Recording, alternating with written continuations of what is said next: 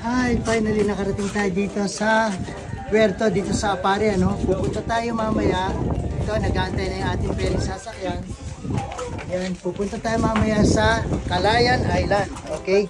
Itong Calayan Island is composed of 4 major islands. Una is Dalupiri, then Camiguin Island, Babuyan Claro, at ang pinakauli, Calayan Island. Gagalugarin natin ang isla at aalamin natin kung gaano kaganda. At pakikita natin sa mamamayang Pilipino sa lahing Pili, lahing Pino, lahing Pilipino, kung gaano kaganda ang Pilipinas.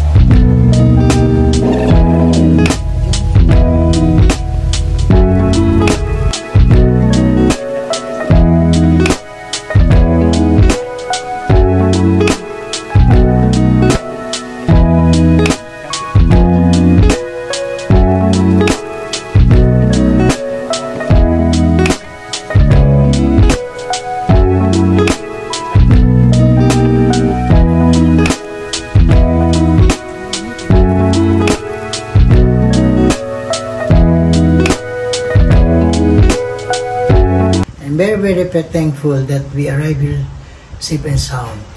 Okay. Salamat po, Panginoon. Next day. Ay, magandang umaga mga kasama sa aking mga lahing Pili, lahing Pino, Pilipino. Okay, na ito pangalawang araw natin paglalakbay, paggalugad sa isla ng Calayan. Sabi ko, ang Calayan ay binubuo ng 4 na isla. Ito yung Dalupiri, Camiguin Island, Babuyan Claro at Calayan Island. Ngayon pupunta tayo dito sa himpilan ng Coast Guard kasi requirement pala ito na magre-register tayo. Siyempre siguro kinakailangan nilang monitor yung mga dumarating na bisita dito sa isla kasi siyempre para bang bilang Pilipino, bilang lahi, bilang lahing Pili, lahing Pino, pinoprotektahan ng kapwa Pilipino. So magre-register tayo dito, puntahan natin. Gusto lang malaman kung sino yung mga dumarating na bisita sa isla.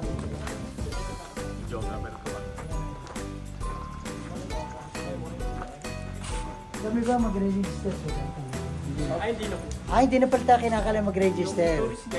Yung tourist guide pala. Okay, so sabi nga pupuntahan natin ay yung ano pupuntahan natin? Wala. Lusok Cave. Kaya mamaya, ang sinasabi nila, kung para hindi ka mahirapan sa butas-butas, kasi pag minsan ang hirap pasukin ng butas. Ngayon dito, yung Lusok Cave, susubukan natin kung tayo mahihirapan o madadalian sa pagpasok sa isang butas. Titingnan natin kung gaano kalaki, kung gaano kaluwag ang butas na yun. Papasukin natin, titingnan natin, at ating i-discover ang butas na yun. Ang tinatawag na Lusok Cave. Then pagdating doon, meron doon mga falls. Titingnan natin naman kung tayo mapopol. Okay? Ang mapupuntahan natin falls is, sabi nila yung Bataraw Falls at saka yung Tanawan Falls.